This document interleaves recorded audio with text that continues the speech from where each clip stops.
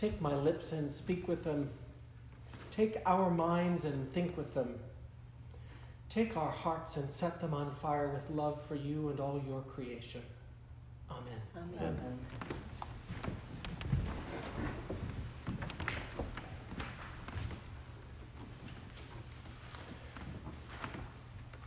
Yes, this is the third Sunday of Advent, and joy is there, and we've lit the candles in prayer for peace and for hope. And these readings today give us so much hope. There's so much promise from God in these readings. And yet, as I prayed to begin this sermon, this chat with you, my eyes welled up with tears. Tears of despair for that world, that time, both in Isaiah's time and in Jesus' time and in James's time, and also our time now. There are so many signs of hope in these readings. Deserts springing forth with flowers. There must be life there. God promising a way back. To give you a little exegetical and theological and seminarian talk, these chapters here of Isaiah probably belong more to 3rd Isaiah, which would put them in the post-exilic, the introduction to those chapters, the 50s, late 40s, 50s in Isaiah, rather than where they are. They kind of interrupt what's going on in Isaiah. Yet at the same time, for us now, there's so much hope and there's so much joy in them because we're promised that God will be there. God will take care of the wicked. The thing that I struggled with this week in those readings, though, was that it's not ours to just sit back and wait for that pathway to be made straight. For me to start singing the words of Isaiah as composed by Handel. Where is it? The eyes of the blind shall be open and the ears of the deaf unstopped. I hear that recitative that precedes the every valley. What hope, what joy. And yet, when I take Jesus' words and I look around, I start to despair. I'm struggling with despair. John and I spent a great deal, my John, not John in the, not either of the Johns from our tradition, spent a great deal of time talking about this together. And I asked him if he wouldn't come and preach today in my stead, because his words were so powerful to me, of inviting me, as we read these passages together, to do my own looking around. Where do I see signs of hope? What are the places I can be part of that are hopeful, that can bring forth the desert springing, that the ears of the deaf can be unstopped? And do we really literally mean those who can't walk physically, those who can't hear, those who can't see physically? Or is it a metaphorical thought we have here?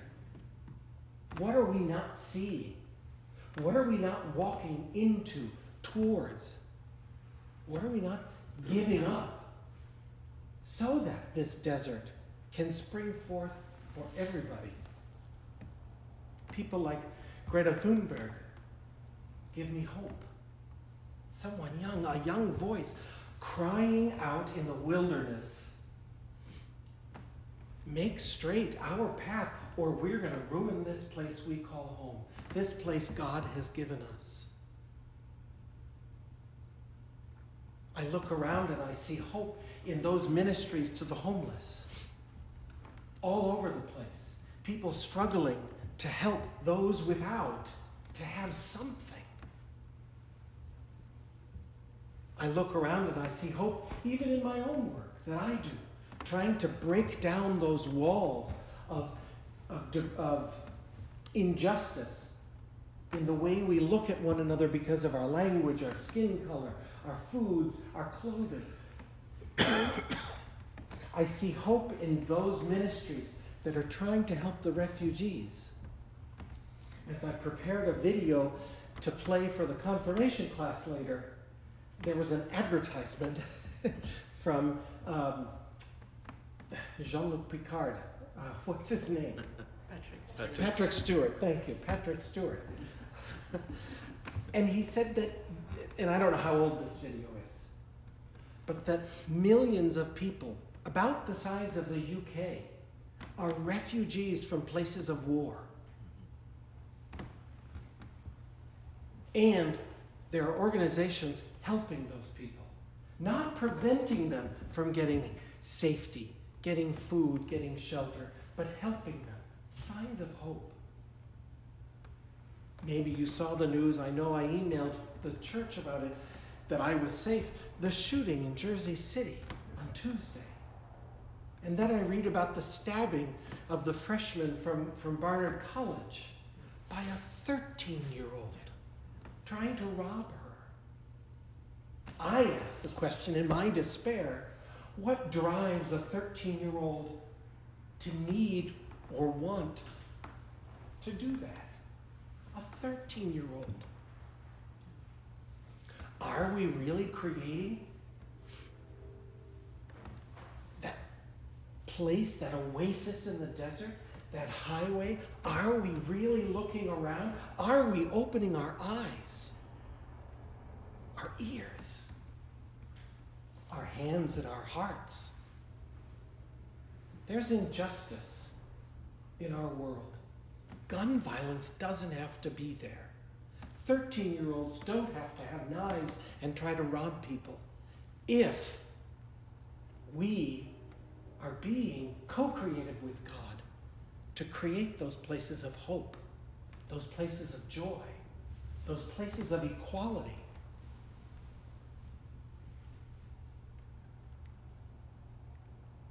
We're preparing a way for the second coming. We're remembering the Messiah's advent at his birth, God giving him to us, and we are preparing for that time, that eschaton, that end time, when God will come and be among us again. Emmanuel, God with us. I think I've asked this question earlier. What is God, what is Jesus, what is the Messiah going to find? And how can we ensure that we've done everything we can to make that desert flourish, to make the hope and joy be present in our world? It's hard. I'm not going to deny that. But I've spent this whole week thinking, what more can I do? Where can I walk? Where can I risk?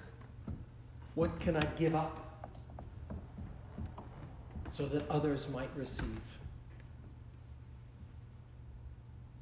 Join me in spreading hope and joy and peace.